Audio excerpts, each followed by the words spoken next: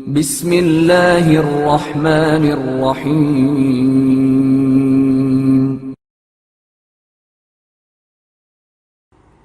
بازار کوفہ میں جناب زینب سلام اللہ علیہ کا خطبہ۔ جناب زینب کبریٰ کا بیان ہے کہ کوفے والے گریہ و زاری میں مصروف تھے اور ان کی آنکھوں سے اشکوں کا ایک سیلاب جاری ہو کر ان کے رخساروں پر جاری تھا، تو میں نے دشمن کے کیے دھرے نیز ان کے رازوں کو افشا کرنے کی خاطر خطبہ دینے کا ماحول تیار دیکھا، تو میں نے ہاتھ کے اشارے سے لوگوں سے کہا خاموش، تو سانسیں سینوں میں دب گئیں اور سواریوں کے گلوں میں بندھی گھنٹیوں تک کی آوازیں آنا بند ہو گئیں۔ اس وقت میں نے کہا حمد اور ستائش خدا سے مخصوص ہے، خدا کا درود و سلام ہو میرے جد محمد صلی اللہ علیہ وآلہ وسلم اور ان کی پاک اور منتخب اولاد پر۔ اے کوفے والو، اے دھوکہ دینے والے بے وفا افراد، اب روتے ہو؟ امید کرتی ہوں کہ تمہارے اشک کبھی خشک نہ ہوں گے اور تمہارے نالے کبھی ختم نہ ہوں گے۔ تم اس عورت کی طرح ہو جو پوری طاقت سے مضبوط سوت کاٹنے کے بعد خود ہی اسے تار تار کر ڈالے۔ تمہارے پاس کیا ہے سوائے بیہودہ بات کرنے، آلودگی اور بغض و کینے سے بھرے دلوں کے؟ تم ظاہر میں چاپلوس کنیزوں کی طرح ہو جبکہ حقیقت میں دشمن کی مانند ہو۔ تم اس سبزے کی طرح ہو جو گندے اور بدبودار پانی پر اگتا ہے، یا اس چاندی کی مانند جس سے مردے کی قبر کو آراستہ کرتے ہیں۔ جان لو کہ تم نے اپنے ان اعمال سے اپنی آخرت تباہ کر لی ہے۔ تم خدا کے غضب کا شکار اور اس کے ابدی عذاب میں گرفتار ہو گئے ہو۔ اب روتے ہو اور نالہ و شیون کرتے ہو؟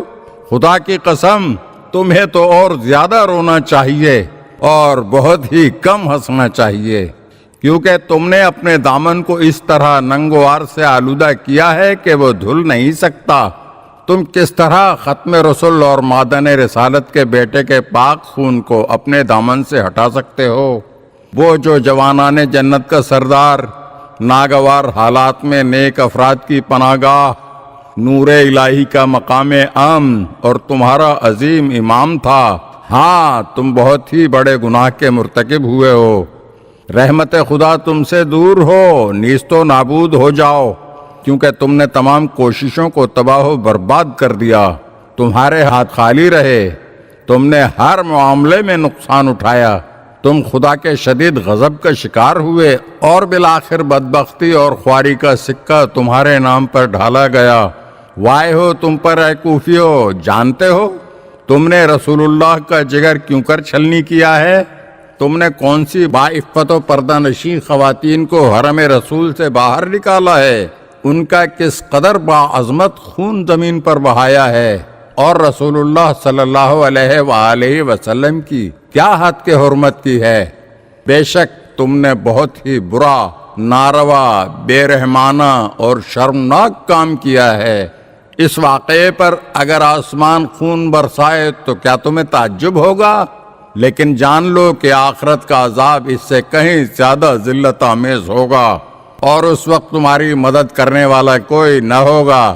جو مہلت تمہیں دی گئی ہے اس کے دھوکے میں نہ رہنا، تم خدا پر سبقت نہیں لے سکتے۔